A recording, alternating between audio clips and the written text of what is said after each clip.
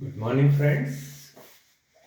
So, in continuation to our talks on the centrifugal pump design, let's continue. So, depending on the head and flow rate required by the client, it's designed for the impeller, shaft, basically the dimensions of these components of centrifugal pump. If you talk of impeller first, its ID, its OD is calculated, and of course the thickness and number of vanes required to meet the requirement of head and flow rate. Head, you all understand, I believe you have already studied during your academic studies of fluid mechanics and hydraulic machines. Head is static head, which comprise of suction lift and discharge height at which the overhead reservoir is mounted if it's a 12-story building, which I mentioned earlier, under construction. So 12-story means almost 120-130 feet of height is required for the pump to lift the water. And suction, if we take the suction lift, so it may be 12 to 15 feet depending on capacity of the underground sump, which is constructed by say some builder. So total up of these two, the suction lift and the discharge height, makes the static head. And of course, if the length of piping is long enough, then friction loss also need to be calculated, which again you have studied about during your academic studies in mechanical engineering. So all those details already you know, and you can refer back to relate that knowledge, theoretical knowledge, I'll say, in the practical perspective, because this is essential to calculate the head and the flow rate also. What is the flow rate required, which I probably explained in the last video. So depending on these two basic parameters which you get from the client who need to install the pump for uh, lifting the water at his overhead reservoir and further distribution to the occupants. So these components which are main for any centrifugal pump are designed for their dimensions, which again you know from your concepts of machine designs, right? Wherein you have learnt about selection of material first of all, which is most appropriate in line with your duty of pump. Let's say if it is water, it has to handle. Then the MOC preferable, because economy is also to be considered for a designer, and you being engineers, you should know what are the considerations apart from simply dimensioning of components. Dimensioning depends on axial load, radial load, means the dynamic forces which pump will see during its operation. And of course, the shaft is to be supported by appropriate bearings. Bearings again you need to select for proper type and the size corresponding to the loading which it will face the shaft and the speed by which you need to rotate it.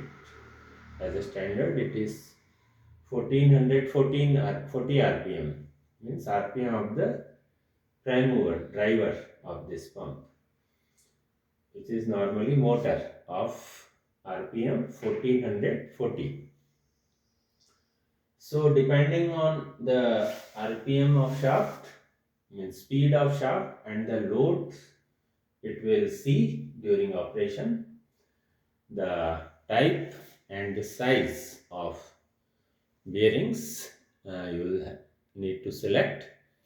If we talk of types, again you have studied in machine design, it can be rolling element bearing or it can be sliding surface bearing. But in case of normal small pumps up to 20 HP capacity, the rolling element bearing are selected, not the uh, sliding surface bearing.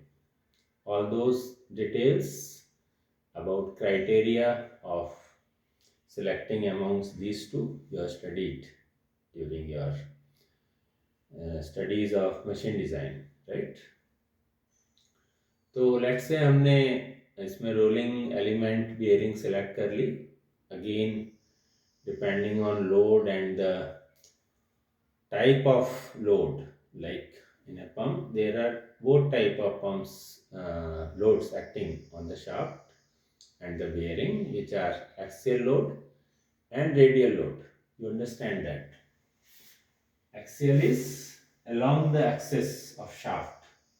वो load इसलिए आएगा because जब पानी को सक करेगा pump तो it will have a thrust axially, and जब वो stabilize हो जाएगा and it will throw the pressurized water, then again it will see the axial thrust from this direction because impeller के right side में pressurized fluid है, so it will have a tendency to give axial thrust in this direction. So both directions initially in this, later on this direction, the loads will be there.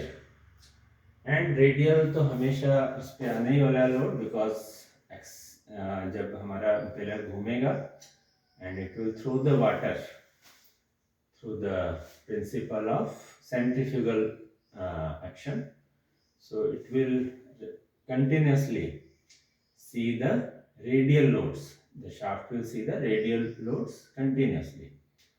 So in short, both types of load shaft will see, and it is to be supported by bearings. So you need to again go for appropriate type of ball bearing or rolling element bearing. So depending on the quantum of load and the quantum of axial and radial forces, it will see right kind of bearing. Even in the rolling element bearing there are many types, deep groove ball bearing and many others, which again you have studied already in your machine design. So आपको इन criterias पे bearings decide करनी है कि कौन सी best suited रहेंगी for the longer life of your pumps. And lastly, in this design considerations, the lubricant is again very important for any rotating equipment.